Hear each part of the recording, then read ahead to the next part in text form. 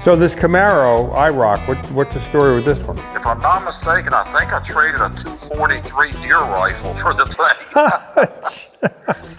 Usually when I do a barn finding episode, I love to do it the old-fashioned way. I drive around the United States and I look to the left and I look to the right, except when I come to Central Virginia, where my friend Zach Strait provides a service to me and I'm sure to other people. If you're ready for this, it's a barn find concierge service. One call does it all. I don't have to look for cars in Central Virginia.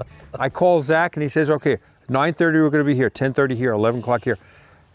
You know everybody. Thanks, man. Well, thank you. Really appreciate it. Glad to do that. I'm gonna get a new business card. I would. So, you know, Zach has quite a few really beautiful cars. This being one of them, a 61 Ford Country Squire. Tell us about what we're following all day today. Well, it's pretty neat. It came out of Washington State as a Hertz rental car to start with. And it's one of the few cars I've not built. I bought done. Changed the wheels on it and put some stickers and put some stuff in the back and just drive it. It's beautiful. You're going down this country road here. It looks so proper. So where are we now?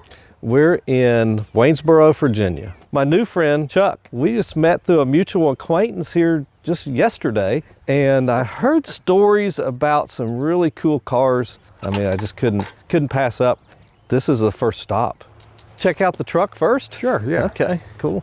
It's sort of like it's a caged Ford, you know, it's so powerful. 351 Cleveland. So what year is this truck? It's a 84.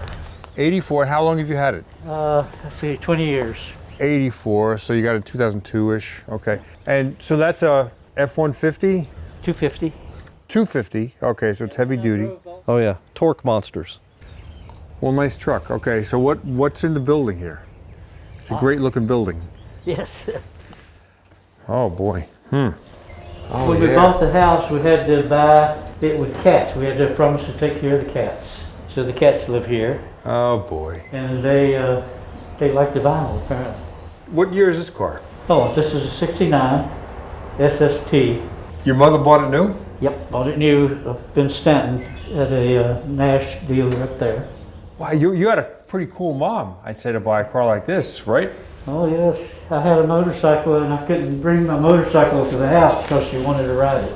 So it's a one family ownership car, like a 343? It's a 304. 304 cubic inch. How many miles are on it?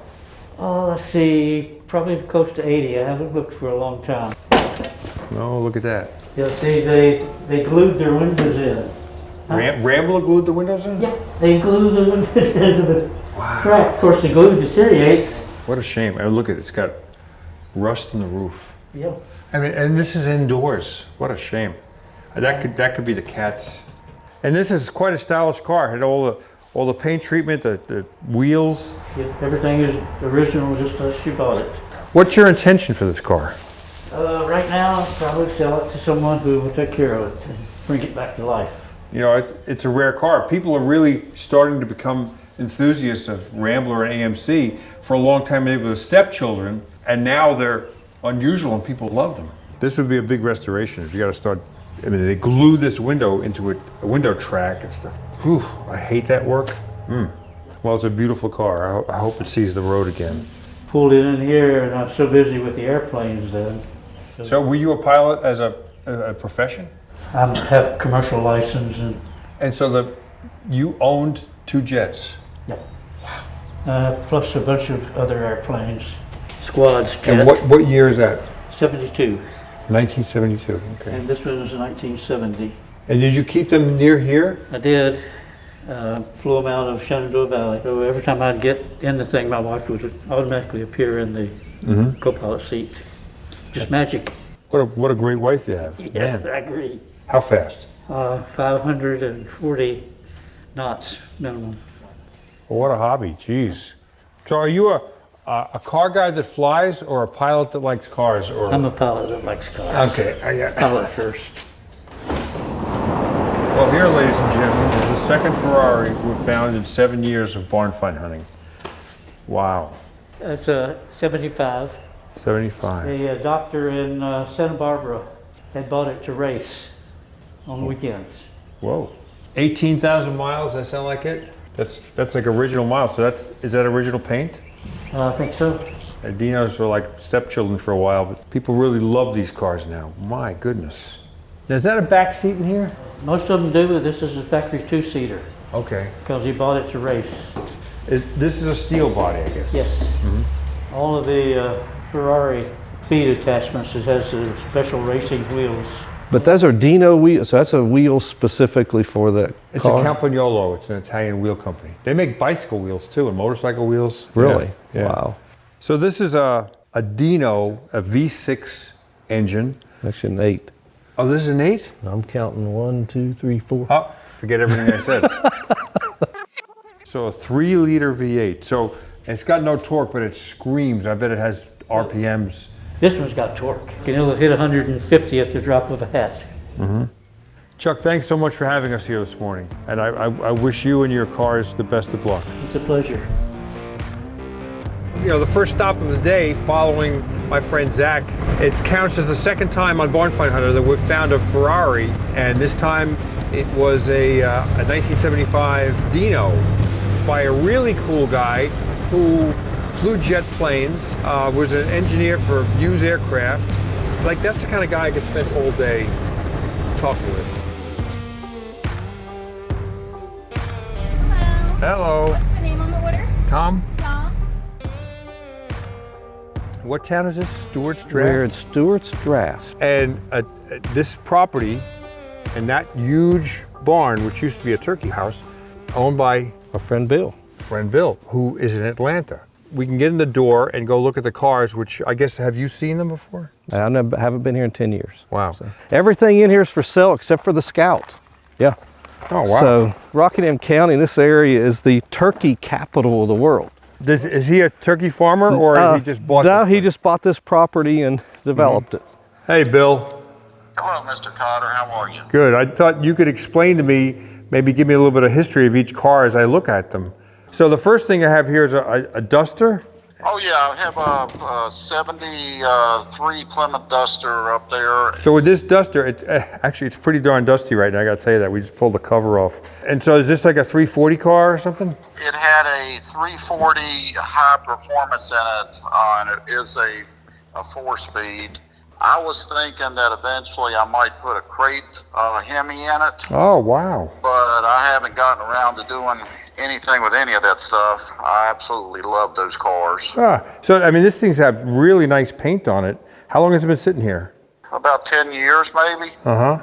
I mean, you've got a new engine for it, transmission, that would go for a crate motor. I mean, the body on this thing looks sweet. It's in pretty good shape, and so is the body on that Barracuda. The Barracuda is all original. It's got the old slant 6-cylinder, and when we parked it there, the thing was actually running.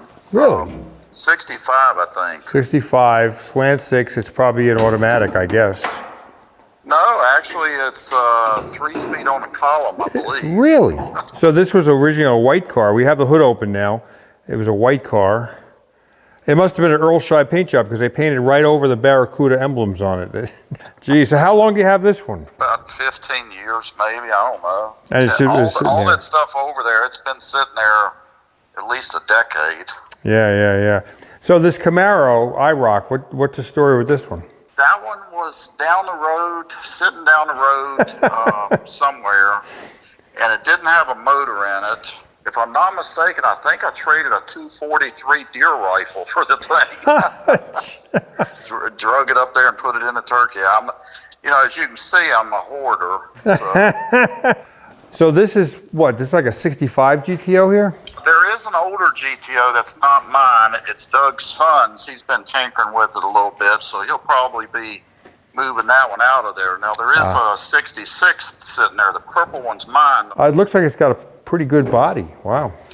Yeah, it is. It's pretty straight, no rust, and it's got a 389 with 3 deuces, 4-speed rock crusher transmission.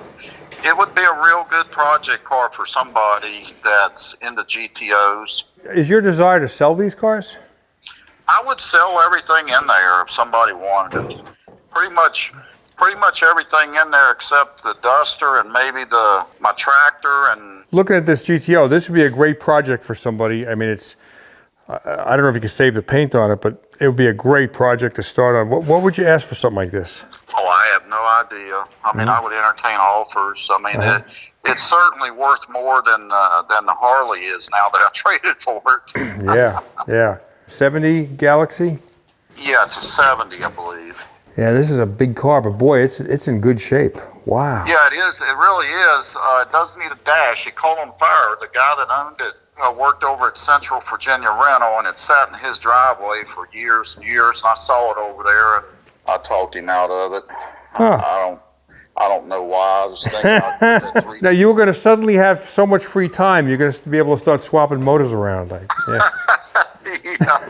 So this, I got the door open. I mean, it seems to have good rocker panels, good quarter panels. I don't know what the floor is like, but it's a pretty solid car. Yeah, it is. And then the old Army Jeep over there, that thing was there when I bought the place off the Griffins. No kidding.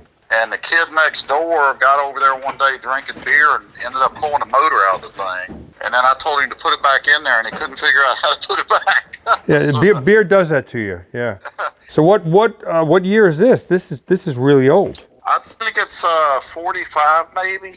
Wow, it's Right a when World whirly. War II ended, it was actually running. They used it around the farm there. So when we pulled in, I saw the open part of the warehouse, an MG Midget and a couple of Dodge trucks. What's the story with those guys? I ended up with that as some sort of bartering too. They're local with a local guy that had 2 or 3 of them, and I didn't buy it for any particular reason other than the fact that, I think I bought it for a couple $100. Yeah. I don't know. This would be a good project too. It looks like it's last registered in '96. It's got a little bit of quarter rust, which means floor rust. The clearance for your long legs. Do you see that? No, was it got holes in the floor? Oh yeah, Flintstone. Fred Flintstone. Yeah. Well, that might be a little bit tougher restoration than just polishing it up, but still, if you let it go cheap, you could put sweat equity in that car. You could, yeah. We just got off the phone with the owner of this place, bought this property, and this building was here. He said, well, what do you do with the turkey barn? He's filled it with a few cars that he doesn't really know why he owns. You want to find cars that are in a building. First of all, things are covered. It's on a concrete floor. It's not mud or dirt. Be friends with someone like Zach who knows where these cars are hidden. And this guy said, right? Mm-hmm. Oh, yeah. I'd sell everything in that building. Pretty much. My mind goes to this truck right here. I mean, this is a short wheelbase, 4-wheel drive, Dodge, V8, AC, full power, a great alternative to trying to find a C10 short wheelbase Chevy or something like that. So there are some desirable cars here. So keep your ears open, find a guy like this guy, make friends with him, and happy hunting.